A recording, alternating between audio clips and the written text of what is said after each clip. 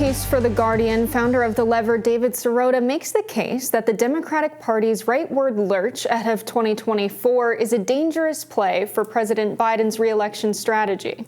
This comes as new CNN polling shows just 1/3 of Americans say Biden deserves to be reelected in 2024.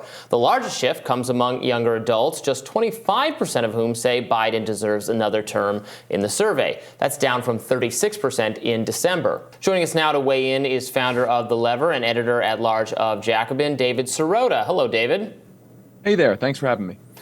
Yeah, thanks for joining us. So we've been talking a lot about the slipping poll numbers of Joe Biden, especially relative to the two primary challengers he has now on paper, Marianne Williamson and RFK Jr., putting up, not totally unrespectable numbers.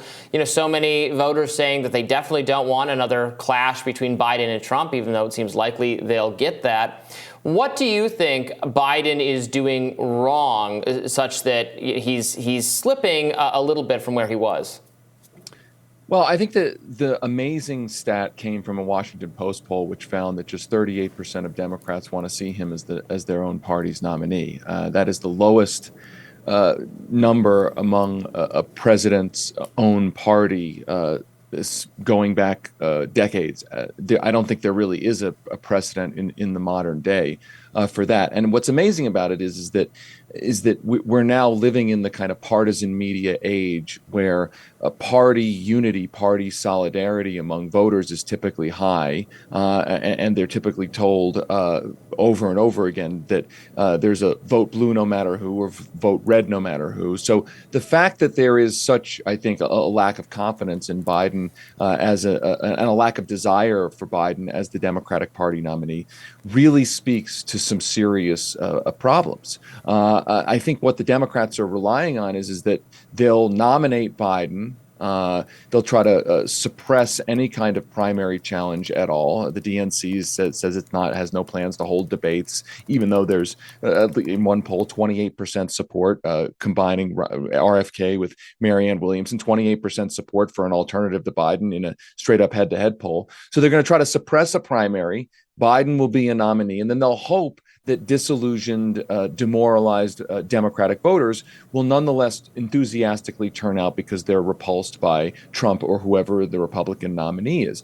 The danger, of course, is that turnout won't happen. And so I think getting to your question, I don't think Biden has focused very much on creating an enthusiastic base. There has been a pretty serious shift to the right since the American Rescue Plan, which I thought was a terrific piece of legislation that boosted Biden's polls early in his term. But now you see him moving to the right on things like climate change.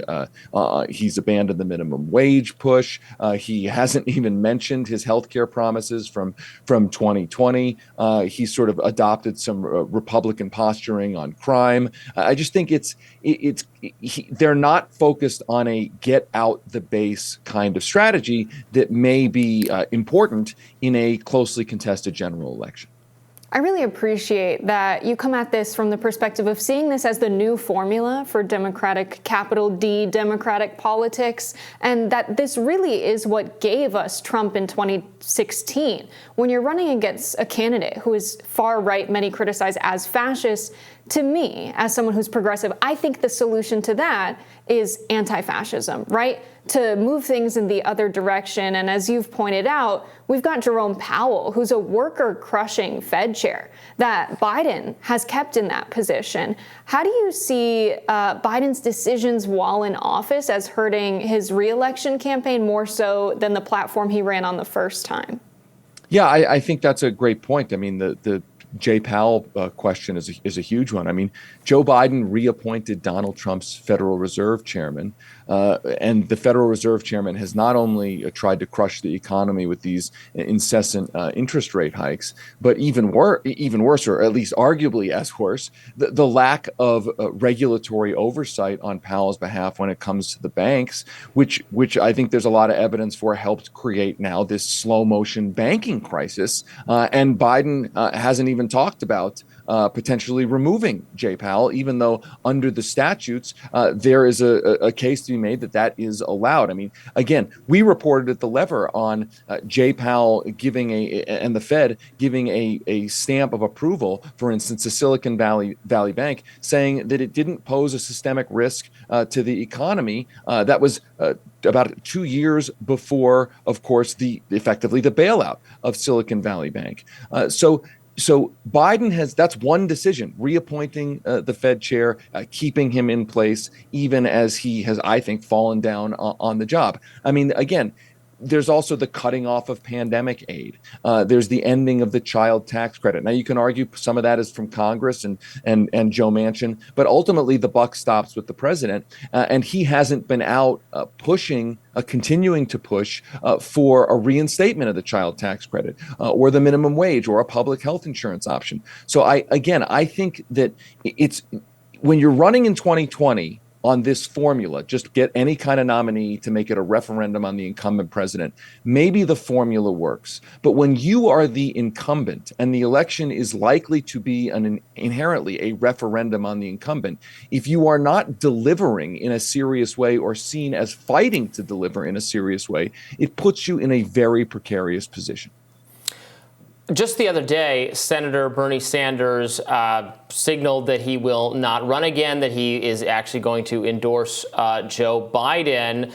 You know, you're someone of the left. You've worked with Sanders in the past. How do you, what do you make of this? Is the energy dissipating on the left in terms of having a viable political effort in place to push for leftist policies? Well, look, I think over the last 10 years and maybe a little longer, the Democratic Party culture has become more and more hostile to the idea of any kind of primary challenge to anybody, any incumbent in office. I mean, that is up and down the ballot of Democratic politics. I think that is particularly acute at the very top of the ballot. And Bernie Sanders, one of the attack points against Bernie Sanders in 2016 and 2020 was that he had politely raised the prospect of the idea that it might be a good thing for Barack Obama to have faced a primary in 2012. That was seen as that was used subsequently as a sort of an attack point. How dare Bernie Sanders even mention the possibility of a primary to Barack Obama in 2012? What a horrible person was the argument. So I say that to point out that the culture of Democratic politics has become a lot less small d Democratic, a lot less believing in the idea that contested primaries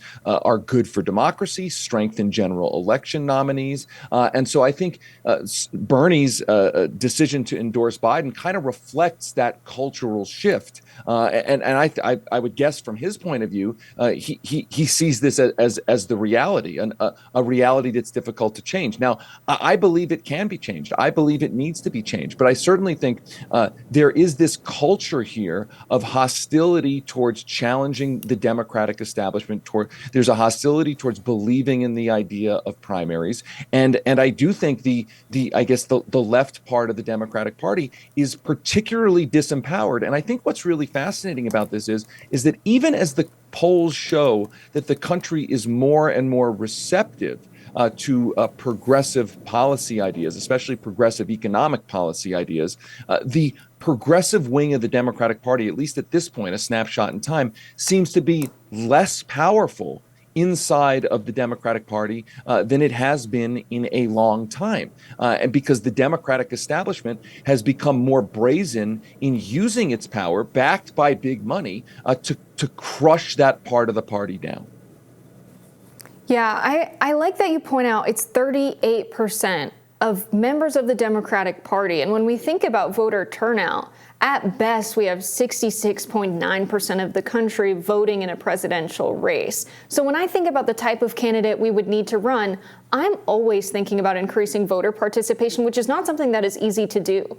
And what we've really seen from Marianne Williamson is she's running on a pretty populist progressive message, but is not a candidate that progressives are wholly behind at this point in the race. How do you see her shaping this race in any way, and as a candidate that could potentially bring voters out that have not turned out before?